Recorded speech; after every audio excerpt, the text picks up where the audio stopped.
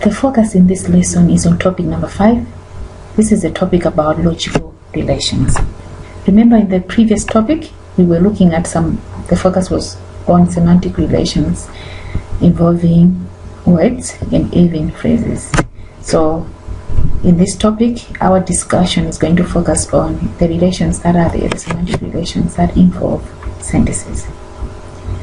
So, like words, as we saw in the previous topic, sentences have meanings that can be analyzed in terms of their relation to other meanings.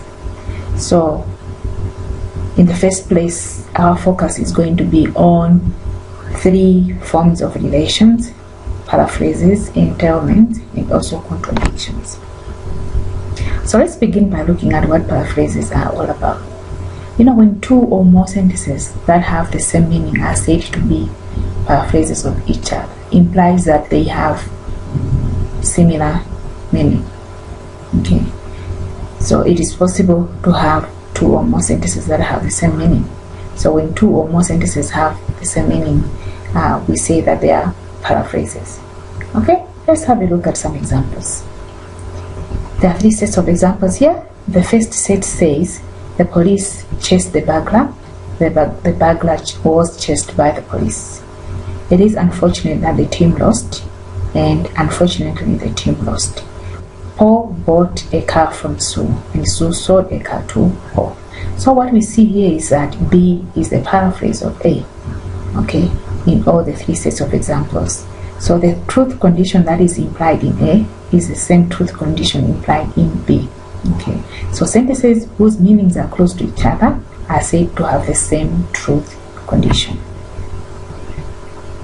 So what we've seen in the previous examples is that the A and B sentences are very similar in meaning. Okay, they are very similar. We're not saying that they are the same, but they are very similar in meaning. Okay, so it would therefore be impossible for one sentence in any pair to be true without the other also being true. So that's why we said that the truth condition presented in A is also the same truth condition presented in B. So if we say A is representing this, then B is also supposed to represent the same this. Okay.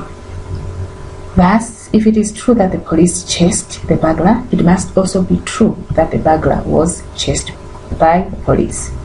So in a similar manner, if it is false that the police chased the burglar, then it must also be false that the burglar was chased by the police. So the truth condition presented in A must also be the same truth condition presented in B for the sentences to be called paraphrases. Okay, we're still continuing looking at paraphrases. So what has been portrayed in the A and B sentences presented above is not enough to justify that the 2 sentences have the same meanings. Okay, because remember what I said earlier on, that they have similar meanings but not the same meanings. Okay, because what we see, if we look at sentence A very closely and also sentence B very closely, we see that the focus in the 2 sentences are on different things. Okay, so the first one, sentence A, the police chased the burglar. This statement is about what the police did. Okay, so it means that the focus is on the action that was done by the police. While in the B sentence, the burglar was chased by the police. It is a statement about what happened, to the burglar. So the focus in this B sentence is on what happened to the burglar. So the 2 sentences are focusing on 2 different things, and hence we end up not having a meaning that is the same, exactly the same, but just similar. Okay, so from this, we can say that paraphrases are never perfect. That is, paraphrases do not give us the exact meaning. And also, we need to take note that languages do not permit 2 or more structures to have absolutely identical meanings.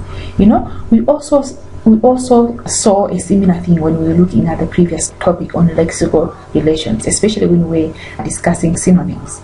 Okay, we also took note that it is difficult to have words that mean the same thing. The meanings may be similar, but having something that is absolutely identical in terms of meaning, it is impossible. Okay, another form of logical relation is known as entailment. Okay, Entailment is a relation in which the truth of one sentence necessarily implies the truth of another. So in a paraphrase, the entailment relation between the pair of sentences is mutual. So the truth of either guarantees the truth of the other. So it is mutual. Okay? The truth implied by one sentence is implied also in the other sentence. So that's why we're talking about the mutual relationship. Okay? So this means that what is implied in A is also implied in B, and what is implied in B is also implied in A. That's why we're talking about mutual. Okay? But in other cases, entailment can be said to be asymmetrical. Okay? What is implied in A can also be implied in B, but what is implied in B cannot be implied in A. Can you see the differences here between mutual and asymmetrical? Okay, so with mutual, we've said that what is implied in A is also implied in B, and what is implied in B is also implied in A. While with asymmetrical, what is implied in A is implied in B, but what is implied in B may not be implied in A. Okay, let's have a look at some examples here. The first set of examples says the park wardens killed a tiger. The tiger is dead. Okay, so what is implied in A is also implied in B. The park wardens killed the tiger. So if we're talking about the park wardens killed the tiger, it means that the tiger is dead. Okay, but what is implied in B cannot be the same as what is implied in A, because the tiger may be dead. Okay, the tiger may be dead, or the tiger in this case is dead, but the tiger may not be necessarily have been killed by the park wardens. Another person may have been responsible for killing the tiger. Okay, so it is asymmetrical. The second set of an example says Robin is a man and Robin is human. So Robin is a man. What is implied here is also implied in B. Okay, but we cannot just conclude that when we say that Robin is human, then Robin is a man. Robin may be a child, not a man. Okay, so entailment here in this set is said to be asymmetrical. Okay, so this is what I was just explaining in the previous slide. So sentence for A entails sentence for B, because the fact that the park wardens killed the tiger implies that the tiger is dead. However, the reverse does not follow, since the tiger could be dead without the park wardens having killed it. And then in a similar manner, sentence 5A entails sentence 5B, because the fact that Robin is a man implies that Robin is human. However, the reverse does not hold. So they are symmetrical. The fact that Robin is human does not imply that Robin is a man, because Robin can be a woman or a child.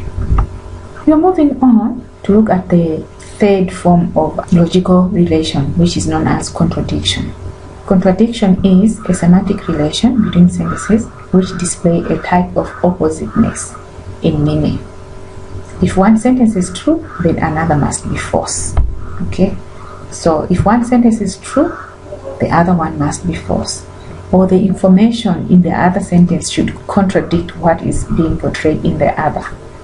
So the information in the other sentence should contradict with the information that is provided in the other. Okay, let's have a look at some examples. Charles is a bachelor, and then Charles is married. The information that we have here in B contradicts what we have been given in A, because the person who is married cannot be a bachelor. Okay, so we're looking at the type of oppositeness in meaning in these two sentences. Okay, and then when we look at another set of example, John killed Bill. Bill remained alive for many years after. Okay, John killed Bill and Bill remained alive for many years after. So what has been portrayed in A is being contradicted with the information provided in B. Okay, because there's no way for somebody who has been killed to remain alive for many years after. So when two sentences cannot both be true, we say there is a contradiction, so as illustrated in these examples. There's another aspect of semantics that I would like us to look at: compositional semantics. This is something that is very important, especially when you are trying to derive meaning from a sentence, or even could be a sentence, a small unit of a structure, or even a larger unit of a structure.